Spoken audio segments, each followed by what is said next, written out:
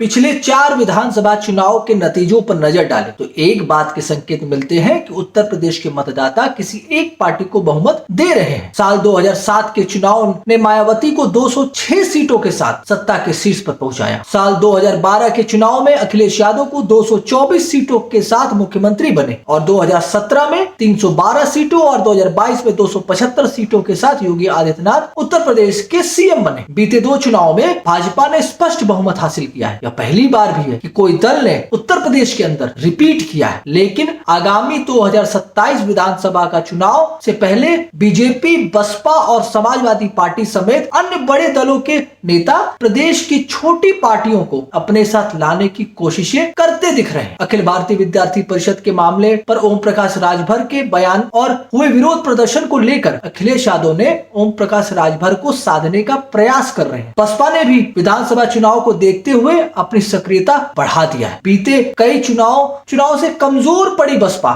कांशीराम की पुण्यतिथि पर अपने नेताओं कार्यकर्ताओं नया उत्साह जगाने के साथ विरोधियों को ताकत दिखाने की भी कोशिश करेगी। पार्टी के संस्थापक की पुण्यतिथि पर लखनऊ में बने स्मारक पर राज्य स्तरीय आयोजन किया जाएगा और उसमें 5 लाख से ज्यादा की भीड़ जुटाने की तैयारी बसपा के द्वारा की जा रही है। ऐसे में सवाल उठता है कि उत्तर प्रदेश की राजनीति में अन्य छोटे क्षेत्रीय दलों की क्या भूमिका है, इनका राजनीतिक महत्व कितना है और किस क्षेत्र में है, और 2027 चुनाव पर ये दल क्या असर डाल सकते हैं। सुहेलदेव भारतीय समाज पार्टी, निषाद पार्टी, अपना दल, महान दल जैसे राजनीतिक पार्टियां सरकार में अपना स्कोप ढूंढते रहते। सरकार भाजपा, सपा या बसपा किसी की, इन दलों के साथ विपक्ष में रहने में एक दिक्कत यह भी है कि यह बहुत दिनों तक सत्ता के ऑक्सीजन बिना इनमें टूट का खतरा रहता है। इसलिए भी ये राजनीतिक दल शासन सत्ता के साथ जुड़े रहना भी पसंद करते हैं। इसके पीछे का एक कारण यह भी है कि सत्ता में रहने से इनका विकास जल्दी हो जाता है। 10-12 जिलों की पार्टी 5 साल में प्रदेश की पार्टी बन जाती है। सुबसपा, निषाद और अपना दल उदाहरण है इसका। अपना दल तो